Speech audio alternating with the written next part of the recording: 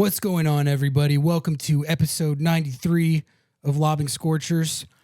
Noah, we're about to lay down an emphatic L-pod. How are you feeling? Ari, I want to start this episode with a breathing exercise. I learned this from my therapist after she had to kick me out of her office for talking only about the Seattle Sounders. She said, Noah, I think that you should probably just stop watching. And I said, I'm sorry, ma'am, I can't. So breathe in and hold it and out. Let's crash out, Ari. Wow, yeah, we got a little peek into the behind the scenes of your life right there that I wasn't really expecting. But no, that's right. We have an emphatic L-pod as the Seattle Sounders went down to sunny San Diego, California, and it did not go well. That was not good. No. They got absolutely smoked by San Diego FC after giving up a goal in the second minute of the game, which that's not like when you're starting out a game.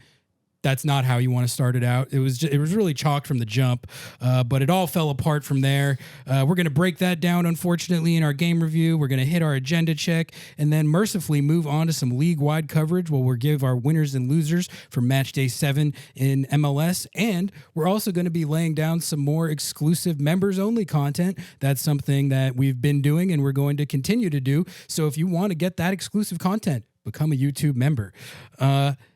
Before we get into the L-Pod, I do have to let you all know that Lobbing Scorchers is a part of the Sounder at Heart podcast network. If you want to get the best independent Seattle soccer coverage, consider supporting us by going to sounderatheart.com/LS. No, what's that link? Sounderatheart.com/LS. Scroll down to subscribe and support to get 30 days completely free. Every sign up through our link helps support and grow this show.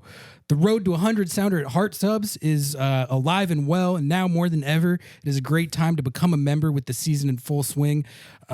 Subscribers also get access to the audio-only versions of our live shows right to your podcast feed. That's a big perk. Yeah, it is. Shout out to our sponsors, Hacks and Ferments, Podium Menswear, and Full Pull Wines, My Data Removal, and Body Spec. Mm-hmm.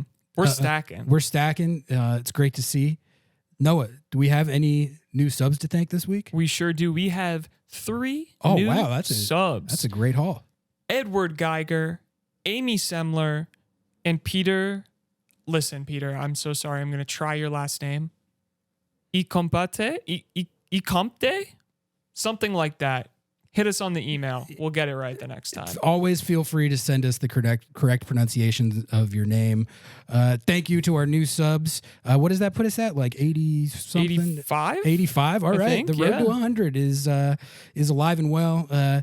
If you haven't done so yet, please sub to the YouTube, like all of our videos, write reviews, rate 5 stars. Is there anything else that I need to get to here? Or should we just do this L-Pod? Yeah, I wanted to plug, we did an interview with Tom Bogert. Oh, yeah. I think a lot of you have probably already listened, but if not, we had a lot of fun doing that. And our post-show special that we did with him, where we did another 30 minutes just talking about how he got to where he's at.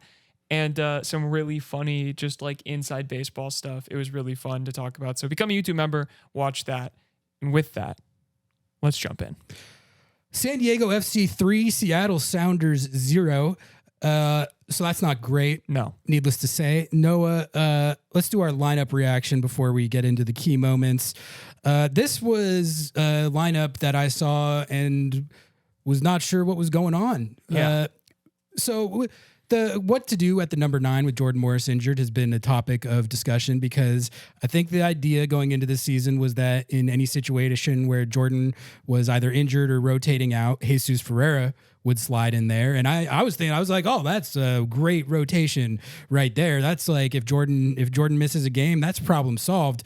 And I think it's pretty obvious at this point that that's how the team was thinking of it as well. That is not panned out. Obviously Moose is next on the depth chart, but he hasn't been scoring goals for about 2 years now. So he played well against the Quakes. We talked about that. And that was I was advocating for him to be the starting number 9, but he picked up a back injury in that game. He ended up subbing on in the second half. It seems like he was only good to go 30 minutes. So what do you do? What do you do in that situation? Do you plug Ferreira back in there? That's probably what I would have done. Do you, throw Paul Rothrock in there? I don't know. Georgie. Georgie was the selection to play up top at the start of this game. And I think my eyebrows were raised right from the jump. Noah, what was your reaction when you saw Georgie, the number 9? I said this on our post-match live stream. Another plug. Feel free to go check that out. We had people call in and crash out with us. I thought this was a mess up by FootMob because, I normally get a lot of my score updates from FootMob, and they always have the wrong lineup. They have the right players, they're just in the wrong places usually, or the wrong formation or something like that. And I saw Ferreira on the wing, Georgie at the 9, and Rusnak on the other side there. And I was like, oh, okay, I guess, Georgie's starting, Ferreira's playing the 9, whatever. And then I saw it line up, and I was like, Ari, no, this is wrong. This is wrong. What are we doing here? What is this? I'm confused. Yeah, so needless to say that did not work. Georgie looked really out of place playing that position for the entire 12 minutes that he did it before he and Ferreira switched. There's 2 plays, one where he got a ball at the top of the box with his back to goal where he had space if he had been able to control it and get turned, and wasn't able to do that. That's something that number 9 by trade might have been able to do. And then Jackson Reagan hit him with a perfect through ball.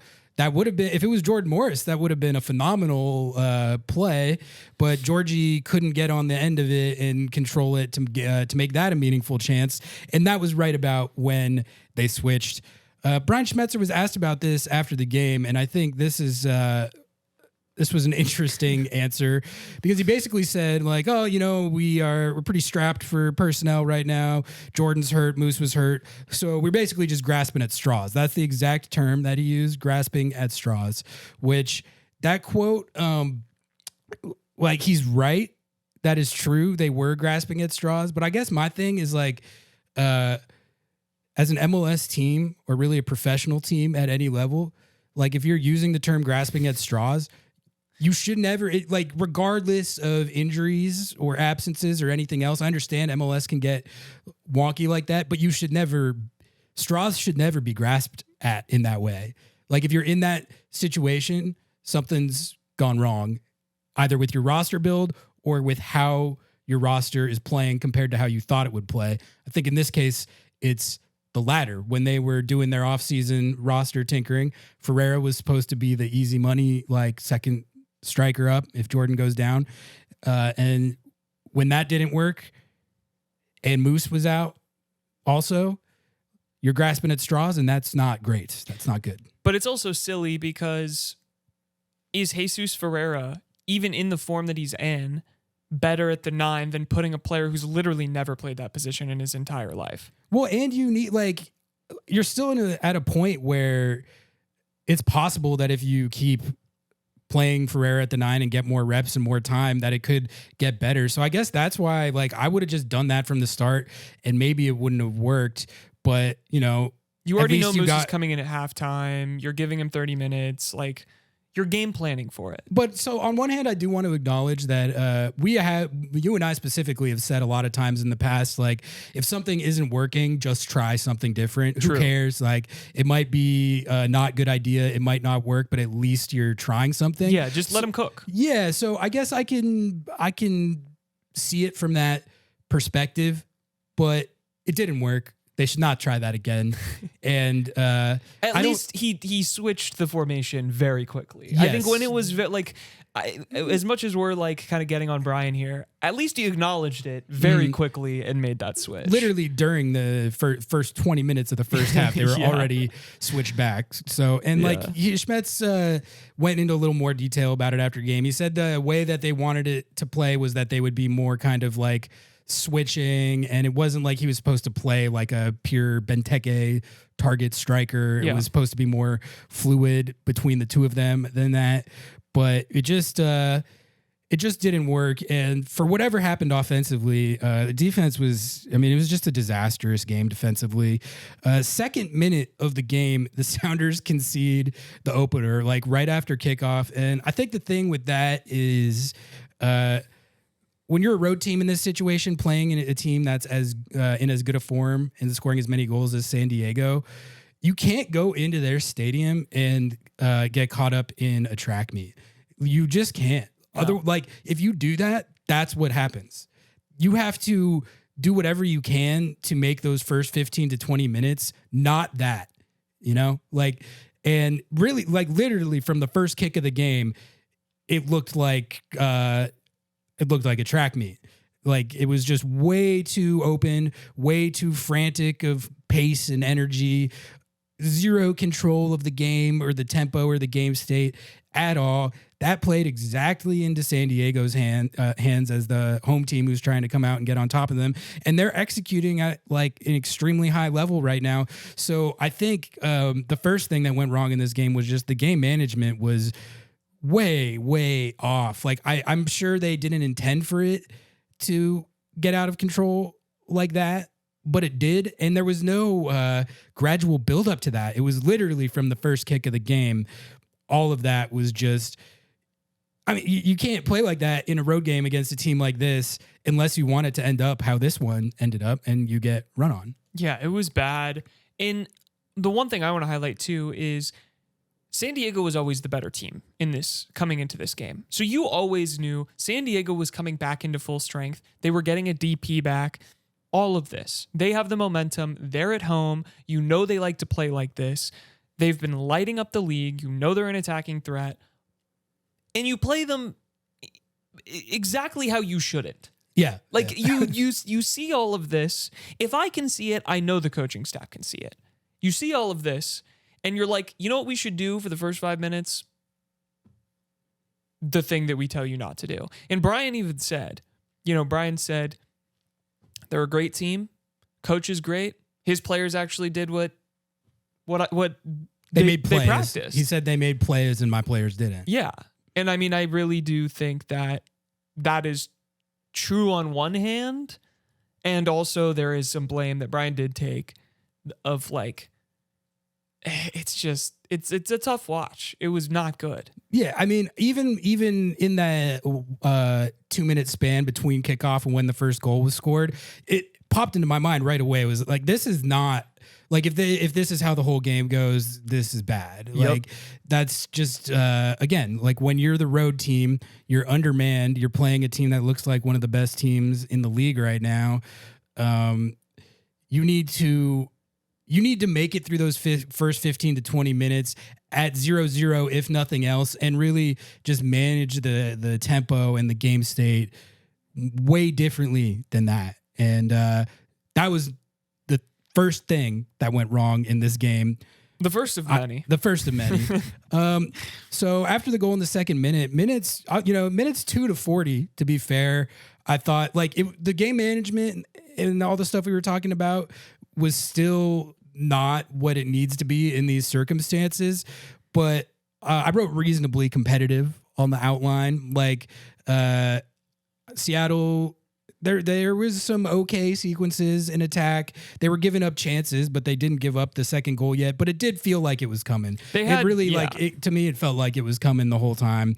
And then in the 41st minute, San Diego this was a sick counter. That was a good goal. Beautiful build-up. I'm not even going to lie. It was a really good build-up. This made me so envious. I'm like, this is the soccer I want to watch. Yeah, their whole team right now looked like we were on the post-game live. I was talking about how it really reminded me of the just buzzsaw type teams that just overwhelm you that we've seen a couple of in MLS in the last few years. Mm-hmm. I always say 2019 LAFC as the comp, but you can Inter Miami of last year had that attribute to them. The Philly Union that year that LAFC did it had that attribute where it looks like they're playing at a different speed than the teams that they're playing against. That's what this looked like. It looked like one team was kind of playing at a level and a speed that the other one just couldn't keep up with. That's what it looked like. There was probably a 10 to 15 minute stretch.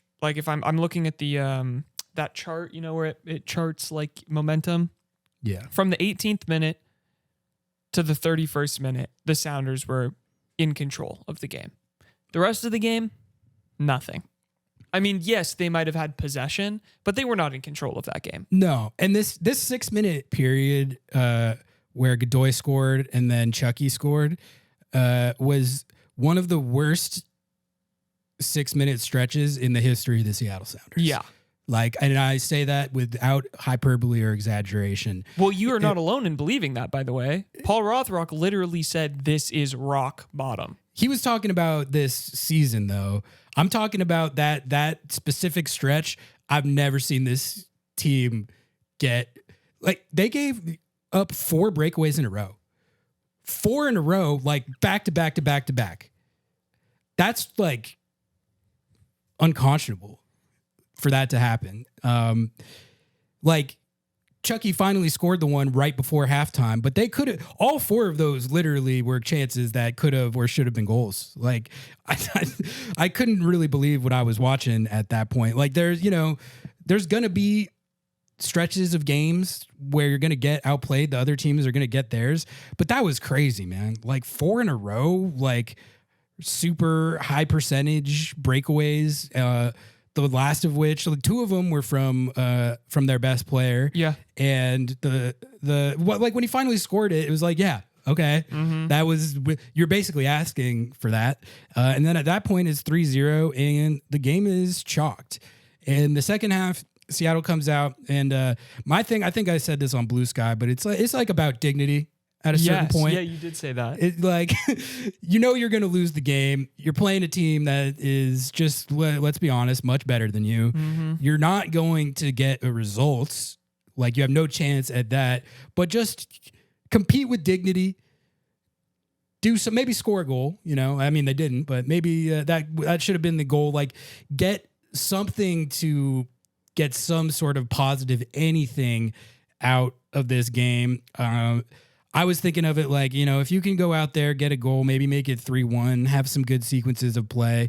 Obviously, it's a horrific L, but at least you leave Snapdragon Stadium with dignity. So that was my criteria for what I wanted to see in the second half. But then they get out there and Rusnak has been subbed out of the game. I didn't know what to make of that at first. I guess I figured it was probably, I thought it was kind of white flagging it. Like, Same. All right, like, we shouldn't even have our DP10 out there right now. This game's over. Let's just get him out of there and chalk it to next week. Because it was like another thing that entered my mind was like this could be like sending a message of Schmetz not being happy with how he played. But I didn't like. They're definitely. I thought he was fine. Yeah, he wasn't good, but he didn't do anything that was benchable. Like, he was not the worst player on the field. No. I can tell you that much. He didn't do it like a.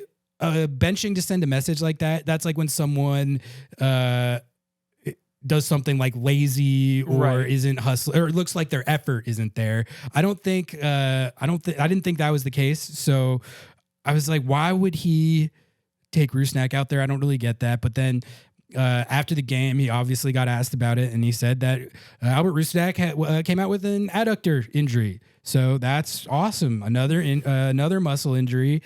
Adductors usually are at least a few weeks, so don't expect him to, unless it's like super minor and it was precautionary. Maybe he doesn't miss that much time or any time. But I mean, they knew to know right away. Yeah, like for me, if I had to guess right now, you're probably not going to see him on the field for at least 2 to 4 weeks. Depending on severity, maybe 4 to 6. So that's not good. And maybe, you know what? Maybe he'll be playing next week because last time Brian trolled us with one of those, the player trotted out the next week. Yeah, I don't know. I did. I'm not. We're not certified medical. I'm not saying that this is what happened, but there was a tinfoil hat part of me when I heard that answer that was like, what if there is no injury in there? What if they like got into it at halftime about something and Schmetz was like, you're coming off again, like I have no reason really to believe that happened other than that's just like what popped into my head as a possibility. But I mean, again, depending on the severity, I would not expect to see him on the field at least for the next few weeks. And, the way he announced it too, man. Yeah. Jeremiah asks the question. Jeremiah's like, oh, we saw Rusnak come off at halftime. Was that like, I don't even think he had an idea that he was injured. Like, it didn't seem like it. That's the thing. Like there was no point where he came up lame or was limping. Yeah. Which usually that's what you see. But so that's one reason maybe it was like he felt like a little tweak, and they're like, and that's the white flag. So I mean, that would be the correct decision, but we're just gonna have to wait for the update on that. As far as salvaging dignity goes, there was none. Yeah, like I guess that's a good segue into positives and negatives. Obviously, most of this is going to be negatives. I'll give my positives because I had two. Yep. De La Vega came on in the second half, and I thought he looked good. He looked like he pretty much, I think, how he was looking before he got injured, and that's like, I guess, a ray of hope that could be a boost in the short term here, especially if Rusnak's out. You're definitely going to need him to step up. So that was something, and I think he was playing hard, and I think he has dignity. You know, like I mean, but he didn't do anything. No, he played okay. Yeah, he played fine. All right. So that's. I mean, I don't know if that's, I'm grasping here. at straws here. Okay, I'm grasping at straws. De La Vega came back. That was and looked pretty good. That was the positive. sun was out in Seattle. Yeah. It was a beautiful day. I went outside. And my only other positive is that it's April and there's a lot of time. Like I know I keep saying that every week, but really until June that is true in this league. Like, and they're like, I guess in general. We've seen this movie with this team a lot of times where they start really slow and then they pick it up as the season goes along. It's annoying that that's what it's going to have to take again to get this team anywhere close to the potential that we thought it had. But that's just the reality of the situation. That brings me to my negatives, which is that, I mean, right now, like you're off to a bad start of the season. CONCACAF Champions Cup was a bust. You crashed out of that in emphatic fashion. Pretty terrible L on the road in Mexico. And you got one win in 7 to start your league season, which is bad. You're like healthily below the playoff line. Outside of the LSE games, the offense doesn't look like it's working with Ferreira as one of the focal points. And the defense. And the LAFC game that they won, I think we can both caveat, they were heavily rotated. They did not have any starters. I actually hate that caveat because Seattle was too. Absolutely, but I'm saying if you look at the quality, it's not a caveat. No. If you look at the quality that LAFC had on the field versus what the Sounders had on the field, I think there was a pretty big talent gap, even with backups. There wasn't. That's not true. Like it was the exact same idea. The only thing you could say is that Rusnak and Morris came on in the second half, but Bouanga came on in the second half for them. That was two teams equally rotated, and so like that caveat is actually. That's you're reaching for something to discount it. Like I'm that's not actually that win. I mean that's incorrect take, but that's right. You're still better than true. You're entitled to okay. Still better than true.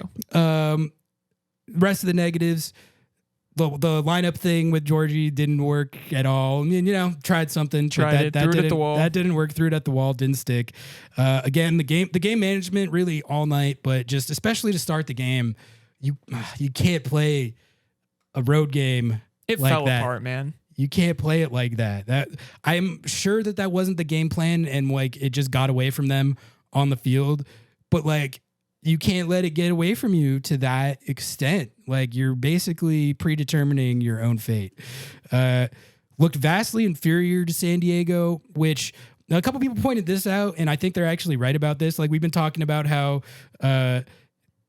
getting Jesus Ferreira adapted in this team is like this process that is taking longer than we thought, but like eventually it could get there, but it hasn't gotten there yet, despite like them, drilling it all preseason and in training this season and everything. This San Diego team, their entire team just got together in the same time frame. Yeah. Like this Sounders team still has guys that have been playing on it together for years now. Most of the team. Yeah, most of the team. So like for there to be that big a gap between your team and an expansion team, like they got everyone fitting and clicking right away, Yep. So clearly it can be done. So that's not good. You got shut out again. The Ferreira thing doesn't seem like it's making much progress. It looks the same week after week. And you got one win in your first 7 games. So that's not good. I think those are all my negatives. Yeah, don't worry, I've got more for you. Yeah, keep them going. Here's my positives to start, because this is a We always do both, no matter what. Do both, no matter what. Get on us, but guess what? That's what we're here for. I know I was reaching, but anyway. I think you are right in the fact that it's early, and this team is injured, and this team is a little bit snake bit, a little bit of their own fruition. But like, if you want to look ahead, you do have a lot of things coming, like in terms of Pedro is back healthy. Jordan is getting healthier. It seems to be less of a severe injury than they expected with Jordan. He's been training, I believe. Ryan Kent is basically fit from what I've heard. Yep.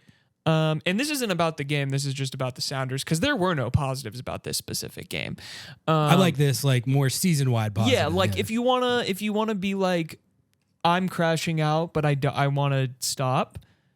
Yeah, like there's things to look forward to. This team does have a lot of pieces coming back, and that's great. Like, that rocks.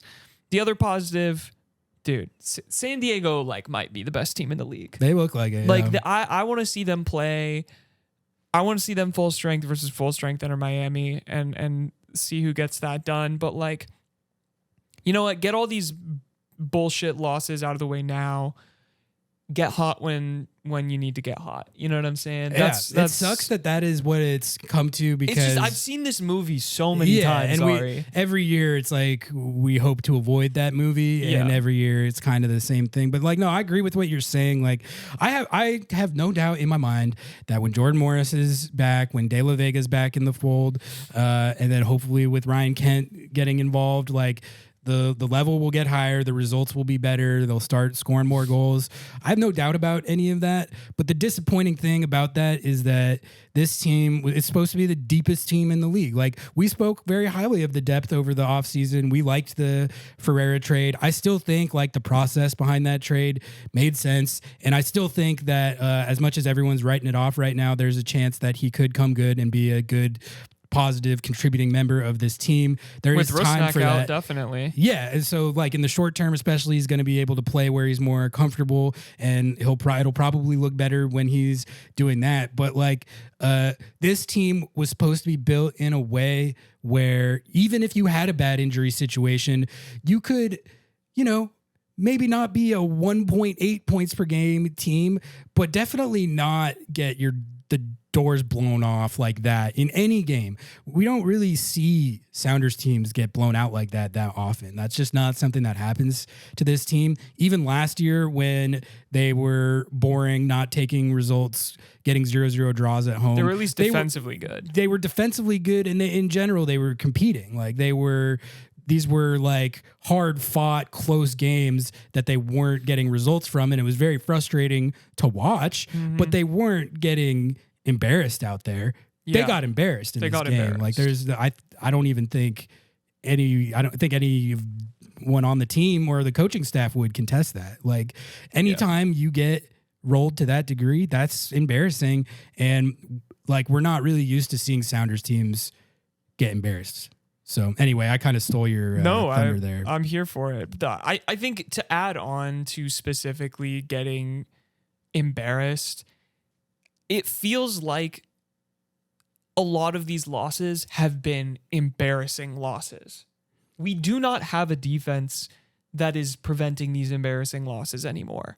I think that there's enough time to say this is not the best defense in the league anymore. I had this on Agena Check. Okay, we'll save it. Yeah. I will save it. I'll save it. But that was okay. Jackson Reagan was bad. Nuhu was bad. I don't know. Yamar is just, he's literally Jesus Christ reincarnated. But though that's my negatives. Defense played awful. The defense has been bad all year. Midfield didn't do shit. Bad. They played bad. They actively played bad. This was embarrassing to watch. This was one of those games where I was frustrated, but I wasn't mad. I was just sitting there laughing like, this is really bad. Like, this is just awful. Like, this is not good. This team looks bad. There are multiple players on this team who it just feels disjointed. I think that's something you even said. Like, no one seemed to know what to do. And I just the whole game was a negative for me. Yeah. There was not a single person on the field where I was like, hell yeah. Hell yeah. I don't use the term embarrassing lightly. Like, I feel like you use that more liberally than me. Like, some people, not you, but some people, any time you take an L, they say it's embarrassing. And I don't subscribe to that. Like, I think when you're playing at this level, first of all, you're not, like, it would be sick to go 34-0-0 every season with a plus 87 goal differential, but you're going to have negative results. You're going to have L's. And really, to me, it's about, like, competing with dignity, you know? If you compete with dignity, and it's a hard-fought, close game, and you still take an L, you can tip your cap, give it a GG's, on to the next one. That's not embarrassing. But, like, anyone who wants to use that word to describe this, I don't disagree. That was embarrassing. It was terrible. And I don't know, maybe we don't seem as upset as people want us to be, but, like, I think we're both kind of, I don't know, maybe we're trying to hold it back a little bit because, I mean, it was objectively awful, and it was awful coached. It was awful played. The players looked bad. The coaches looked bad. It was just it was a failure. Like, like I said, we're not used to, like, even when they're not taking results, it's usually not like that. Yeah. Like, that was okay. Anyway, we're gonna hit our agenda check, but first, we're gonna hit an ad break. We'll be right back. Welcome back to episode 93. If you skipped the ads, we know what you did. We know.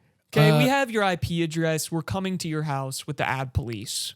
Noah, let's get into this agenda check. I got a few written down, and these are not my own agendas. These are just. Oh no, they're yours. These are ones that I've seen. Out there. Cowardly. Okay? He doesn't even want to take them on. Chat. Get him. The agenda check has long been not necessarily our own agendas. It's just, it can be our own, or it can be agendas that we just see out in the fan base. Yeah. The first one is this is agenda that a lot of people were dishing last night, which is that the Jesus Ferreira is just bad agenda, which you could say is strengthened based on another game where he was ineffective. No, I think that take is ridiculous. Like, that he's bad at soccer. Yeah. People say this stuff sometimes, and, like, I get it, like, heat of emotion, and he hasn't been playing well. He hasn't fit into this team at all. The guy has 50 plus goals in MLS. You literally, like, can't be bad at soccer and score 50 plus goals in MLS. Like, that's not possible. I've watched him play enough to know he is good at soccer. You're saying two different things, like if he's bad at soccer or if he just isn't fitting into this team right now. He's not fitting into the team right now. He's not producing. And he's not playing good right now. He is bad right now. Yeah, so that's the caveat you used when I was pushing back last night, was like, right now. Okay, yeah, he's playing poorly right now. That's obvious. Like, anyone can see that. But, like, the take, which I saw, you didn't dish this take. You gave the caveat. But the take that he just sucks and is bad is, I think that's ridiculous. Like, he was a best 11 player in the league. I think that he is bad as a number 9. I think he is a bad striker. I think that he is undisciplined as a striker. I don't think that he should be put at the 9. But the problem is, you signed him to play there. And so there is some sort of... Did they sign him to be a pure 9? I don't think so. I mean, that's what he's ended up playing out of necessity, but... Absolutely. They planned to play him off of Jordan, is what I assume. Craig, come on the podcast. But you have to acknowledge that Jordan is not going to be able to play every game. Who is your backup striker? That's where the planning was suspect. Who is your backup striker? If you're looking at the depth chart, it's Jesus Ferreira. Jesus Ferreira doesn't fit in there. Yeah. I could have told you that. If you play like Jordan I don't know. Plays, that's a little revisionist because I thought that was a good idea. I'm saying if you're trying to play the same system of Jordan Morris. Right, okay. If you're playing the Jordan Morris system of him at the 9, it was never going to work. I mean, I've long known, he plays the 9 and had in the past very differently than a poacher, center forward, like striker kind of player. I think that I dished this take. I think Paul Rothrock would be way more effective in that position and having Jesus out wide to play off of him, because he understands the space better and he is happy to move over, give that space to a player like Jesus Ferreira to kind of come in and overlap him. He can also be out on the wing. Jesus Ferreira is a space goblin. And I'm not talking about what's that movie with Michael Jordan? Space Jam? I'm not talking Space Jam. He's a space goblin. Dude just wants to be everywhere on the field. That's a good thing, but it's also a bad thing when you're a target 9. He's not a target 9. He's bad at that. He is bad in certain moments. He's played bad regardless of where he's played. He's played bad on this team this season. He is not a bad player. Okay, yeah. I can accept that. Next agenda, the Sounders defense is just bad agenda. Similar agenda, but talking about the defense now, which, you know, it's early enough in the season where I'm not gonna call that. Yeah. But they are off to a bad start. Just way too many shoot yourself in the foot type concessions. It was happening again in this game. And this was the best, highly touted, best defense in the league last year. Only gave up 35 goals. And that's really what carried this team through those rough times. And like you said earlier, like they don't have that to lean on right now. Like last year, you could hang your hat on that to an extent through some of that stuff. And I think the ominous thing about what's going on right now is it's like, oh no, like they're actually not good, playing well on that side of the ball either. And like if they played like the Sounders defense of last year, maybe you're able to stay in a game like that. Yeah. I mean, San Diego looks good enough that maybe not anyway, but you're not getting embarrassed like that if you play defense somewhat competently. Exactly. And then, you know, if this was just this one game, that would be one thing, but it's not. Every game you get one of these gaffes. It's been every game pretty much. Houston, San Jose, all of them. There's a lot of time for RSL. them. Yeah. There's a lot of time for them to right that ship and prove this agenda wrong. So I'll say that. But right now it's looking kind of hot. Like, next one I have written down here. I got to cook on the defense one. I'm sorry. I was processing. I was taking a deep breath before I released this. Sorry. Yeah. They're bad. They're bad. Right now, they are bad. I don't know what it is, but I think also you got to realize the formation is different. Right? Like they're playing more counterattacking. Mm-hmm. That was what I said in the beginning of this season. I said, I am interested to see, because we saw them give up a ton of goals in preseason on those counterattacks, on this stuff, these weird defensive breakdowns centrally and outside. That's right. It did happen in preseason. I literally said that. I said, I am nervous. I am nervous about this. I'm nervous about when you have Nuhu going forward. What's he going to do when he has to track back? What's it going to happen when Jackson Reagan gets caught up because he's helping in the central a defensive midfielder? What's going to happen with these 3 center backs? It's bad. It's not working. And I'm kind of shocked that we haven't gone back to a more defensive formation, knowing that the offensive production is just not there without Jordan.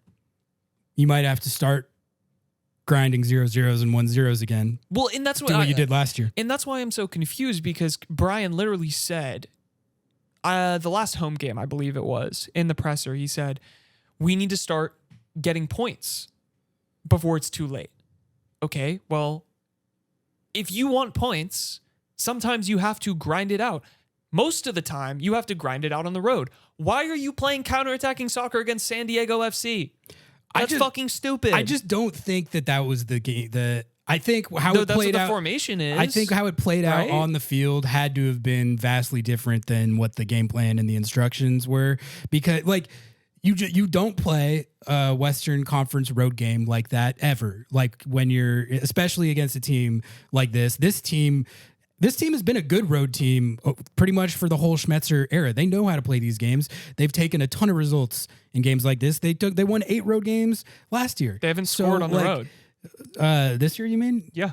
No, well, they haven't won on the road. They haven't scored on the road. This year they've been awful on the road. But like I'm saying historically, but that's just why I don't think they were instructed to go out on the field at Snapdragon and get into a track meet like that. That had to have been a plan that went off the rails. Maybe, but that's what way. They've been doing. Not to like what was a game that was comparable to how that's played basically out? what they did with LAFC, right? But that was a home game. Sure, but I'm just saying, like, They scored 5 goals in that game too. absolutely, and that's the high of it. Yeah. I'm not gonna discount You it just working. you can't do that I'm just on saying, the yeah, road. that's what I'm getting at. Is Yeah. like, I'm very confused as to why what made Brian successful last year and what brought them to where they were was when they were struggling, they just focused on defense. They just played defense and they made their opportunities. Why are you not playing like that right now? I understand that you want to play attacking soccer, you want to play interesting soccer, you want to do all of this stuff, and that's what we were asking for. But there's times when you have to grind out results when you're shorthanded. They're shorthanded. They're very shorthanded. Why are you trying to play attacking soccer right now? See, like I guess there's no way for us to know. For me, if we're doing blame pie, I think that's got to go on the guys on the field, like that, because again, Sure. like there's enough experience on this team, guys who have been on this team playing together for years now to know that you don't. Maybe that's part of the Don't problem. play like that on the road, like. Unless it's like a team that you think you have way overmatched, but that was obviously never the case here. So I don't know. Next agenda, the San Diego is the best team in the league agenda. No, I'm not gonna lie. Like we've obviously been ripping on Seattle this episode, and I think deservedly so. But I mean, goddamn, that team looks really good. Like, woo, just the way that. The way that they were moving the ball around and That might be our new slicing and dicing. This might be the galaxy of this. Yeah, honestly, because again, like they had that buzzsaw type look to them where they looked like they were playing at a different speed. The like, one touch passing and one touch play boom. is my favorite type of soccer to watch. I think it's everyone's favorite. Like when they the are team just could- locked yeah. in, man. Yeah. And I mean, it's also easy when you get out early and score. It's easy to play like that. It's easy to play a little bit more free when, there's not this like weight on you of we need to get one. We're in a scoring drought. That's part of the Sounders problem too, I think, is like there is a big weight on every single one of those players on the field. They know they're playing bad. They don't want to lose. And you have San Diego, who's just been ripping it up, and they're playing a lot more freely. They're playing with confidence. They got the vibes on their side. The cities embrace them. The home games look lit. I mean, tip of the cap. They got it going on right now. And San Diego's a great city. Yeah, I like San Diego. I've only been there a couple times, but got nothing against it. So best team in the league. Early to say that, but they literally look like they're in that tier of like the Columbuses, Cincinnati's, Inter Miami's, like whoever you want to name. They are earning their place in that. So good for them. I'm interested to see if they hang on, but we'll see. But it looks sustainable to me. It looks sustainable to me. If the injury bug comes, it's not like I can spot a fraud. Everyone knows my fraud watch meter's like pretty good. Yeah, and it's not going off at all. It's really not. Like St. Louis, I could tell right away. Like that team. I think they're that good. Yeah, it's tough too because they literally said how they were going to play from the jump. Committed to it, and are playing that way. And everyone clowned on them. Yeah, there was a lot of people who clowned on them, like, "Oh, you think you're just going to come into MLS and play this way?" And they're like, "Tell everyone," and they're like, "Yeah." I was skeptical of it's working of Tyler Heaps. I was like, is that like a guy with no MLS experience who's like my age? Is that like the best guy to lead you into MLS? Apparently it was. Apparently it is. Give us a call because we are both available. All right. We will coach at least 2 wins in the season. We'll be better than Peter Vermees. All right. You have a couple of agendas here. What do you got? My first agenda here, I saw some discourse online. This is not my agenda. See, now I'm using my asterisks, but there were some people being a little hateful on our on one of our fellow Sounder at Heart members who wrote an article, said Craig's cooking, you just have bad taste. People were saying Craig's not cooking agenda. Craig's ass. Craig burnt the food. He's taking a lot of heat right now. Yeah, it's fair to say. But how do you feel about that, I guess? Because I don't really see this as a Craig Weibel issue as much as I see this as like there's a lot of underlying problems stopping this team from performing to their top quality. There's certain things that obviously I think you could pinpoint on Craig. For me, like Jesus is one of those deals where you like can't really say no. It's too good of a deal to pass up.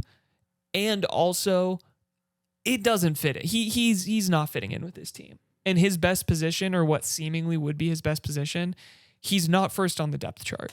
And does Brian have the balls to not play him? I think there are three things that will determine this agenda. Number one is how the Ferreira thing pans out. Like if that doesn't get better and it's like this all year, Craig Weibs is going to take the blame for that. Yep. We need to see what happens with Ryan Kent. That's where I'm like, if he hits and is an impact, move the needle type player for this team and elevates this team, Craig Weibs will get the credit for that. So we have to see how that pans out. And then we have to see how De La Vega makes it through the rest of this season. If he keeps going in this injury cycle and can't contribute and can't be an impact player because he can't stay on the field, Craig Weibs is going to take the blame for that, because the narrative will be that he might have signed a talented player, but a player that had an injury history, had trouble staying on the field earlier in his career, and you put yourself in a situation where you spent a lot of resources and capital on a guy who can't really play. Yeah. So I think this is our first year where we're getting a really good assessment on Craig Weibs, because I feel like a lot of the heat he's taken up to this point, it's for, like it's like A-Bear and Moose or whatever. That stuff like that is not what I judge a GM on. Not buying out Raul was one. Okay, yeah, but like you, to me, the biggest thing that you judge a GM on is like their big signings, like the big swings that they take, the big money that they throw around. Yeah. Do you get difference makers and impact players that can help you compete for trophies with those resources? And the Ferreira and Ryan Kent and now De La Vega, those are the determining factors, I think, on how to judge that. So the rest of the season is going to tell us. Like there are clear outcomes that will tell us the answer to this. And I think we have to wait and see. I also think for me, I get annoyed with this talking point consistently because people think that this is just some gem, some like you get a different sporting director and immediately the team is going to be signing the next Messi or is going to be signing Ricky Puig too. Yeah, no, your issue is with the owner. Your issue is with the owner. I'm fine with that. He's cheap as fuck. He is. He's broke. He's broke. Like we will both say that. I think he would admit that. I think that he's broke. We'll ask him. But I mean, I think he would admit that he is not going to compete with He's Atlanta. not Arthur Blanking. He's not. And like we've said, if you like that kind of spending, be an Atlanta United fan. They're fun to watch. They don't win, but they're fun to watch, and they sign cool people. And that's not to say that Craig doesn't have to like work within those means, but the reality is the budget that's set is shitty. It's shitty. And banking everything on a U22 player who has an injury history because that's what you have available to pay for, or signing a free agent, a distressed this is just distressed asset FC. Okay? Yeah. And it's hard. It's hard because if you look at it through that lens, right, of this is the reality of this football club. This is how we operate. This is our modus operandi is we find good deals on players. We have good pedigree within the international market, so we're able to like get those distressed assets to pick us over other clubs. Good youth development, and a coach that can generally integrate anyone into the locker room and solve problems, right? What do you think they're going to get? Like, there is inherently a higher level of failure that's going to happen because of that. And so if you're constantly beating Craig's ass about this, it's silly. I'm not going to... You could argue just devil's advocate. Like, I think you could argue that with all the constraints that you mentioned. If it's not about even Craig, if anyone is showing to be ineffective at moneyballing, then give it to someone who you think could be more effective. Sure. But we don't know yet, I don't think. And I'm here to hear that out. But if I'm looking on paper, which I'm sorry, a general manager, 99% of their job is on paper, right? You're prospecting. Fantasy, yeah. You're prospecting, bro. You're playing Football Manager. You don't know what's going to happen. On paper, every single person loved the Jesus Ferreira trade. Why? Because he wasn't a DP. He was TAM. Okay, that's where people get mad, is like Jordan Morris, DP escalator, Albert Rusnak, DP. Fine. We can have that conversation separate. But then everyone's stoked about the Ryan Kent deal. Even national pundits are like, I'm shocked that he was able to get that deal done. Even fans who are critical of everything that Craig Wybes has done, like the Ryan Kent deal. Yeah. So that's my defense of Craig. I don't care either way. I'm going to be honest. Whatever sporting director you put in there, I think they're going to do a fine job. I don't think that they are the reason that you lost this game, that you lost other games, that the team's not performing, whatever. Because he was in charge last season and they made the Western Conference final. So I do think you have to judge these things on process over results sometimes.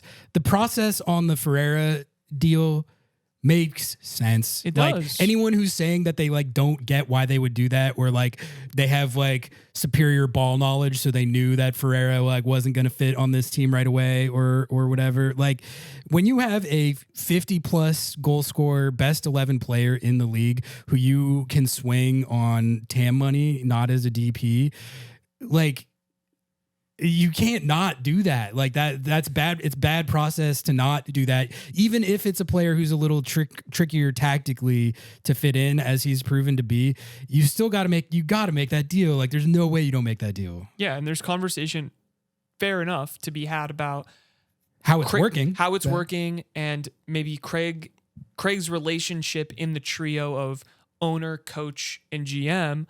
That is fair. But I think that like the things they're pointing to is like, oh my God, they lost this game, Craig out. What the fuck are you talking about? The players that are on the field are to blame. The coach is to blame. What are we crashing out about Craig for? He brought in reinforcements. What are we talking about? Again, I'll say like I think for me what it is like a lot of the issues that people express towards him are more to do with on high. Yeah. That like he like you mentioned, like he's working with what he's given. Yeah. You know? So listen, instead of Craig out, go do Hanauer out. That's fine. I don't give a fuck. I don't give a fuck. Dude, I'm sorry. Do it. I don't care. That's fine. Like this team, do that. This team has proven very like effective at the money ball in over the years. And like what I've been saying the whole time is that whatever their approach is, whether it's spending big or not spending big, I don't care as long as they're winning and contending. Right. I really don't. And to this point, they've done a great job of that in their history as a club. They have a better trophy case than just about anybody besides the Galaxy. So they've done it to great effect through the years. But right now, as we sit here today, it looks like it might not be working as effectively. Yeah. And again, like I'm going to let this season play out before I fully judge it. But like, I mean, I definitely understand where the frustration comes from. But yeah, I mean, I basically agree with what you were saying. Yeah, listen, change your hashtags. Go Hanauer out instead. I don't want to hear the Craig out shit until the end of the season. And until we get more on De La Vega and so you're Hanauer Kent. sell. Wow, that's even a more radical position than Craig out. I'm not saying that I am. I'm just saying I think that that's a more logical take because you're getting mad at the fact that I don't know. You go and try and have a budget of under $10 million a season, basically working within already stringent MLS budgets, and I don't think that it's a secret fact that Brian has more sway than Craig does. I don't think that's so secret. I think Brian has more sway. He has more tenure. I'm not saying that's right or wrong. I'm just saying that's where it is. Maybe I'm wrong. Brian, you listen. You tell me. You give us a call. You know how to get us. But I don't know. I'm just putting that out there. Maybe there's a conversation to be had. If you got thoughts on this topic, drop them in the comments. It's a good debate. It is. I think I'm good with that. I think we hit my other one that I had in here too, so we're good with that. Okay, you had something in here on the summer window. What is this? I don't know. We'll just go back into Craig Weibel here. More signings. I'm interested to know. We've been talking about the U22 spot that's going to come in the summer. How this is a big signing. All of this.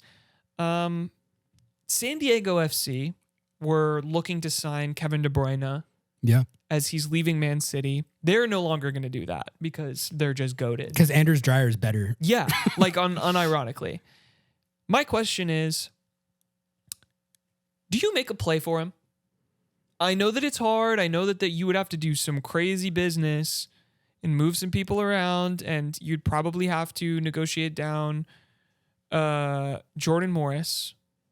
But if you could get him here, what are your thoughts?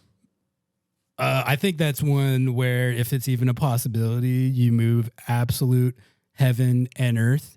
And I say that, I think I've been very clear that I don't value name recognition or big names as much as I value the substance of your game and what you can actually contribute. I think KDB is one of the goddamn sickest players of all time that I've ever watched.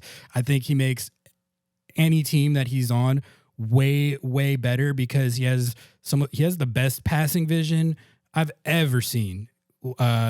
Watching him, like how he sets plays that point guard as the number 10. He's one of the best ever at it. He might be the best ever, just purely at that. And then he also scores incredible goals. He works hard. All his teammates love him. He's one of my personal favorite players to watch. Especially those Belgium teams. Yeah, man. dude, like so good. Those Belgium teams with Lukaku and Hazard were my favorite international teams that I've ever watched, I think. So I'm just personally a huge fan of the player. Like if they ever got him on the Sounders, I would be like, hell yeah. Like I would not knock that for being name chasing at all. Like I think he's that good in every facet of the game on and off the field. I don't know what he's been doing lately, but I don't believe that he wouldn't be able to come into MLS and be successful. I really do think that if you make a big name signing, it would make a lot of people happy. It would help the vibes. And I think we saw it with Ryan Kent. Even Ryan Kent helped the vibes a little bit. Here's what I'm going to say. I think that there is a truth to the matter of rosters can get stagnant. Rosters can feel the same. Things can feel the same. Momentum can halt. And bringing in someone with that pedigree to transform a locker room, to transform a club, to bring more people out to matches, to do all of this, it's not a necessity, but it can help. And I think a player like De Bruyne absolutely would do that. I don't care how much he plays. It doesn't really matter to me. The reality is he would make this team better.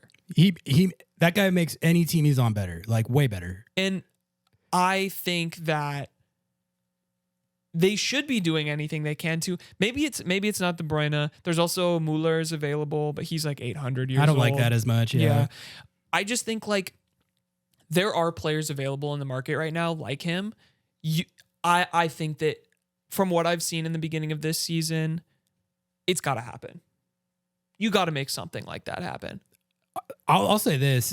If they actually got KDB, I would go from pretty down on the season right now to just locked right the fuck back in. I would be like, yeah. And that's, again, I'm someone who's critical of teams that name chase like that. Mm-hmm. But I think that just in this situation specifically, I would be so about it. And listen, maybe he doesn't play every match. Maybe, he rotates with Albert and whatnot, but you don't think that that's going to give Albert more incentive to go off?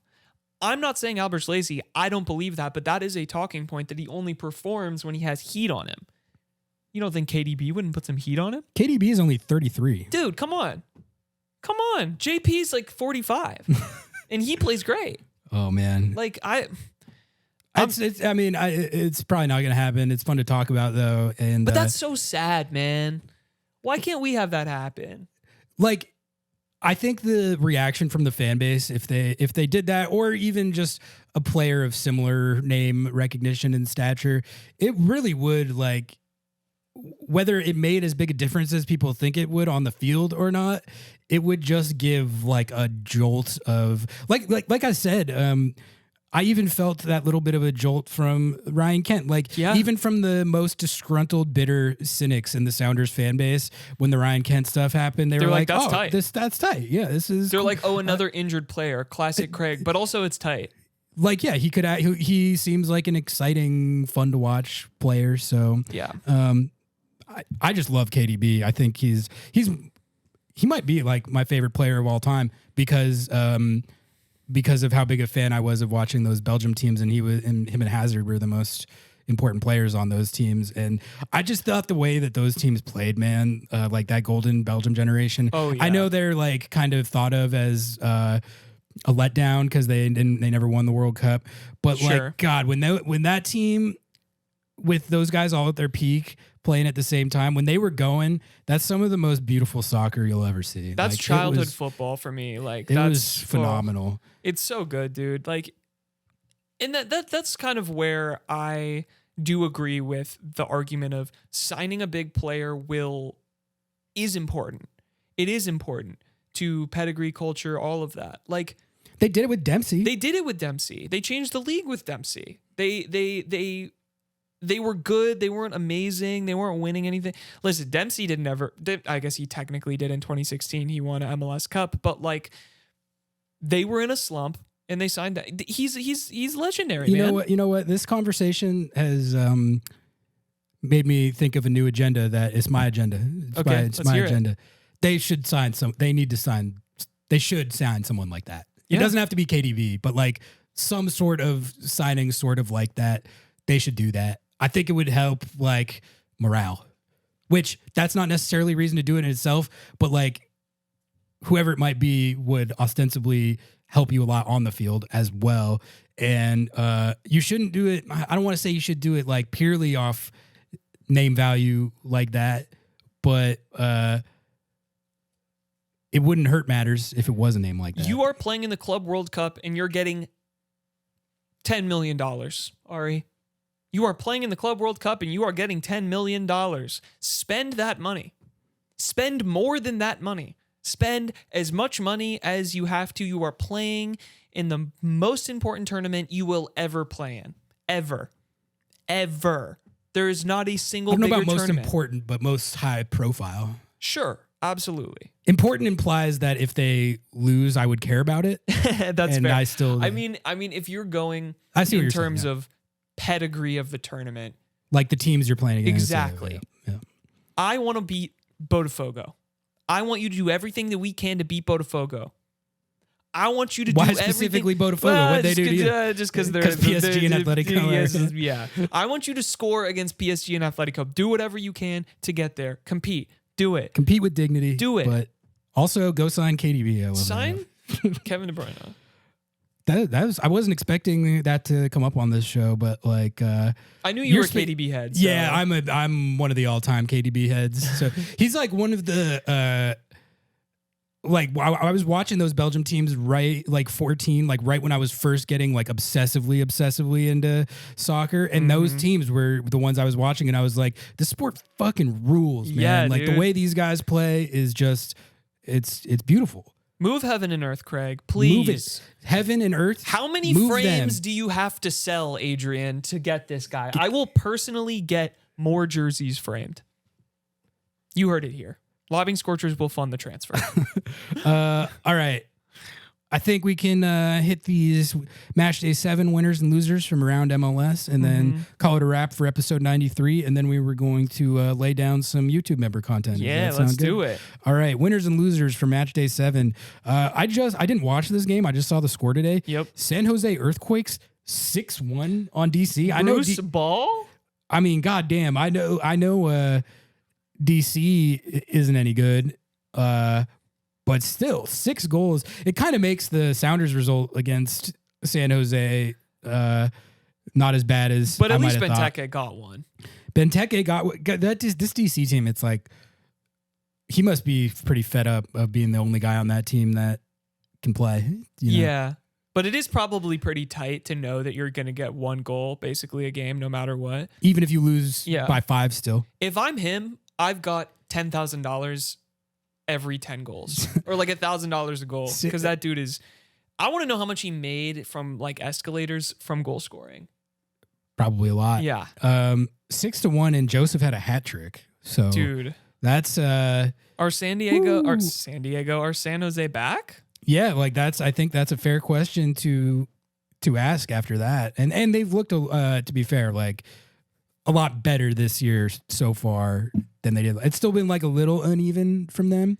Yeah. But they're not going to spoon this year. Bruce Ball is in full swing. Bruce is the guru, man. Like you can put him on any sideline in this league and he'll get it competent. Next winner, San Diego FC absolutely obliterated the Seattle Sounders. I mean, Jesus Christ. No, I don't think the Sounders played this week, Ari. I don't. I mean, again, I said it earlier, but like as much as we all are ripping Seattle, and like I get it, everyone in our comments and in our little ecosystem is ripping Seattle. You do have to hat tip a team that is in his first year in MLS and is already playing like that. I mean, that they dog walked us. Yeah, they straight up remind me of like when Atlanta United came into the league. And frankly, like even LAFC's first year, they blew up their second year. Even their first year didn't look like this. Like this is one of the, if not the most impressive expansion launches I've seen. I think Houston. Houston won it in their first season, right? Well, that was before my time to be able to say like how Modern they were MLS. playing. Yeah. Well, I mean, that was what, like 2004 or 5 or something. So yeah, maybe not in fully modern times, but also I don't know if they destroyed the entire league that year. That could have been a situation where they were like pretty good and then got hot in the playoffs. I honestly don't know. That's too old for us. Yeah, that's too old for us. But I think this might be the most impressive expansion launch I've seen relative to expectations, because Atlanta and LAFC, they came in with the glitz and glamour and the big money and like the star power, whereas this San Diego team was built like more under the radar than that. And like it's not like they spent like insane money on like this Dreyer guy or they got these other Danish guys who I hadn't heard of. Like they really, you can tell that Tyler Heaps like had an idea and a vision of what he was trying to do. Like you said earlier, they committed to it. They got the players that suited it, and now they're executing it at as high level as anyone in the league right now. You got to hat tip that, man. You do. Like they are really onto something. Yeah, I think that for one, I will say, if you have a vision and if you want to build to that and if you have the money behind it, it's a lot easier to do that from zero than it is from a baseline standard, especially like if you look at Seattle, when you already essentially, you have a DP locked in, you had another DP locked in and whatever, but man, hat tip to them. They're so good. And to be like, I've watched a lot of them this year because out of curiosity, any expansion team I'm going to watch, that's just how they play, man. Like that wasn't like a game where they were randomly playing like Real Madrid, like out of nowhere. Like that's just literally that's what they do. They've been doing like week in, week out. So, like you can't dismiss it as a fluke either. That's just them. Sporting KC, the club of professional wrestling enthusiasts, has won a game. Congratulations to them. Look what happens when Peter Vermees gets kicked to the curb and the one and only, we didn't even talk about this, but the man himself retired, the biggest wrestler of all, their goalkeeper, who I'm now forgetting his name. Tim Melia. Tim Melia, because he's not even important in my head. Tim Melia retires. It's really the end of an era with the wrestler himself retiring. People were posting that video in tribute, and I just will say, watch it. because Roldan is going to outlive you, buddy. First win of the post Peter Vermees era. New coach bump. Dejan Joveljic scored both of their goals. It is like interesting how anytime there's a coach firing, the team like wins the next game. Yeah. It seems like it's always It's kind of a the life new hack. coach bump is something that I was kind of agnostic on when I kind of first discovered the concept, and then the more I follow it, the more I'm like, I think that is actually a thing. Like, Seattle famously benefited from Correct. it. They won a cup. They won a cup off the new coach bump. So I don't think Sporting KC is going to do that, but they won for the first time in 14 games. So you definitely get in the winners bracket for that. Mm-hmm. Losers from Matchday 7. Seattle Sounders absolutely obliterated by San Diego FC. And we've talked about the positives and negatives from both sides. And San Diego, I think it's a situation where you credit San Diego more than you drag Seattle, but Seattle also needs to be clowned on for this. The game plan was all wrong. The offense still can't get going, and they made a lot of defensive errors. They had one of the worst performances of this slate this weekend. Like, that's reality. They're bad in this game. They lost. Loser. Loser. LA Galaxy lose again, this time at America First Field. That's always a loss. I think I said this on the live, but like, they are cooked. Like Seattle, there's still, or like not even just Seattle, but like there's teams that are not playing well to start the season that you can see a path to course correcting. Like Seattle, in my mind, I'm like, all right, if when Jordan Morris gets back, when De La Vega gets healthy and Ryan Kent gets in there, maybe it'll look better. There's, you don't know that for sure, but it's a possible outcome. It's not like the most delusional thing I've ever heard. Definitely not. When I look at the Galaxy, I'm kind of just like, I don't really know what you do to solve this Third year. spooning. There's no shot. Like, they might actually, like, it'd be crazy if the MLS reigning cup champion spooned, but like that. Dude, they had to offload everybody. Yeah. And then you lose the best player on your team to an injury. Like the guy who you like let people go probably because of all the incentives that are in his contract. I guess that's the one thing maybe. I guess he's a DP, right? That's the one thing that they could say is like, when he comes back, but it's like you said, they lost everyone else. So like him coming back, yeah, that'll make them a little better, but maybe even a lot better, but a lot better from one of the worst teams in the league right now. Where does that leave you? Yeah. So we were talking to a Galaxy fan in our chat last night about it, and they sold out for the ring, and they got it. So that's honestly mission accomplished. I think if you get a ring, you make that trade for a season like this every single time. Like if you told Greg Vanney last year, you're going to get the cup this year, but next year is going to be rough, he takes that. Like you take the ring easy. Like that's not even a discussion. So, well, they literally, they played the game, which is in a salary cap league, you could be sustainable or you can win you can go all out and win. We've seen this before, right? Like Sounders went all in on Champions Cup. That's what they wanted to win, and they won it. Yeah. Right? It crushed their season. It's a good comparison. And people can say whatever they want. I make that trade every single time. And I don't even have to think for a microsecond. I make that trade every I would time. trade winning MLS Cup for that. Like easily. Would you trade both? What do you mean? Like both cups Yeah. for that? For CCC? Sure. I think I would. Yeah, I think so. That's actually a good debate. That's tougher to say. That is tough. Because the thing with that is that you need cup in your trophy case for it to be like fully. Yeah, they would say, "Oh, that's a fluke," or just like if you've never won MLS Cup, that hangs over you. Yeah, Timbers fans would be the most fucking annoying ever. Yeah, well, you won the Champions Cup, but actually we won the They still like to do the we won MLS Cup first, which like okay, yeah, it's like all right, bro, okay, whatever you want. Sure. Next loser, LAFC.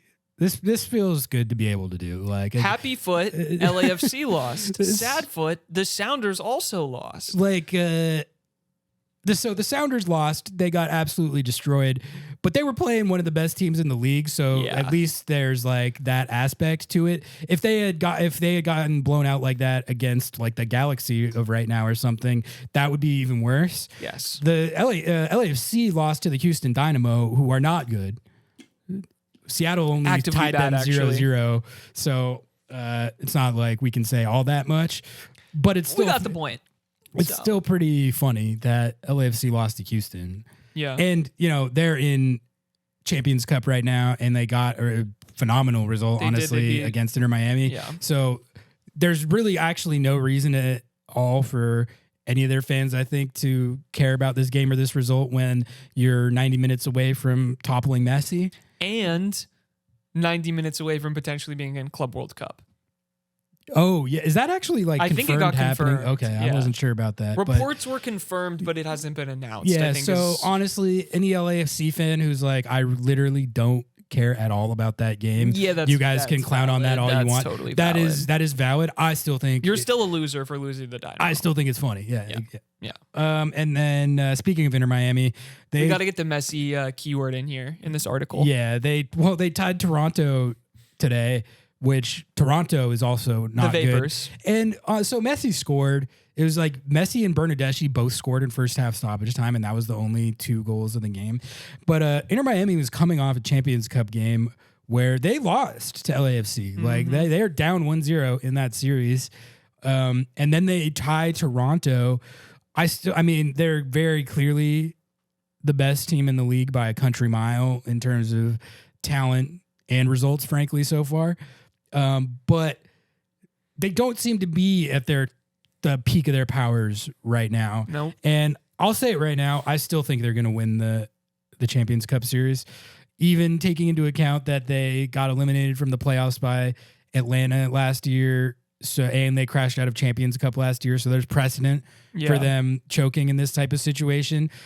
I think, and I could be wrong, but I think LAFC needed to put at least one more in, to feel good about their chances. Cause like the LAFC has gotten praised far and wide for that result. And I get it. Like it was a great result. And honestly, the performance was great too. It was a good performance. It was not a fluky performance, but like with that dust settled, the reality is Messi could score in the second minute of leg 2. And basically all the work you did in that last game means nothing. This is what I will say though. The Inter Miami love to give up goals. That's their favorite thing in the whole world. Not as much this year, though. That's true. But I'm saying when you are working on a margin like that, if LAFC score, they win on away goals. Like if it's 1-1 or 2-2 or like the away the thing is, it's like there is a lot of momentum for LAFC going into this match. It's just a reality. And the fact that they held Inter Miami without an away goal, that's big time. Like, yeah, that's what I'm saying. Yeah. Like and honestly, I'm rooting for LAFC because that will mean that no MLS teams will win Champions Cup because it will be LAFC versus either Pumas or the Whitecaps. And then whoever wins that would go to the final. Let's say LAFC go to the final. Doesn't matter who they play, they're losing. Because that's their favorite thing to do is lose in CONCACAF Champions Cup final. They're That's not gonna literally their whole Honestly, the further they make it, the funnier it is for us. That's what I'm saying. It's the whole thing that their club is built on is losing that final. Yeah. So And like 3 would be amazing.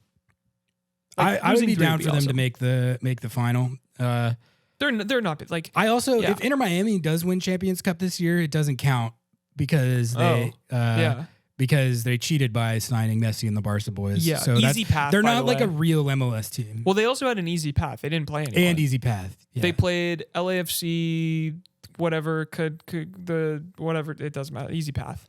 All right.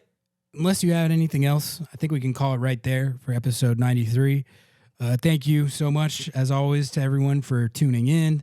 I know that was a tough game, but we bring the content regardless of what happens. That's our on jobs. the field. That's our job. That's why we're here. Like the video if you're watching on YouTube. Rate us 5 stars, comment, please. subscribe, rate 5 stars. I think we're like 1 rating away from like 150 ratings or something like that. So give us a rate on Apple Podcasts. Yeah, on across all of the podcast platforms. All right, yeah. Give us the rating. Like everything. Follow us on Instagram. Road to 400 credibility on IG. Like, comment, subscribe. Tell your friends. Tell your parents. Tell Messi and the Barca Boys. Tell Messi and the Barca Boys. Until next time, we out. Peace.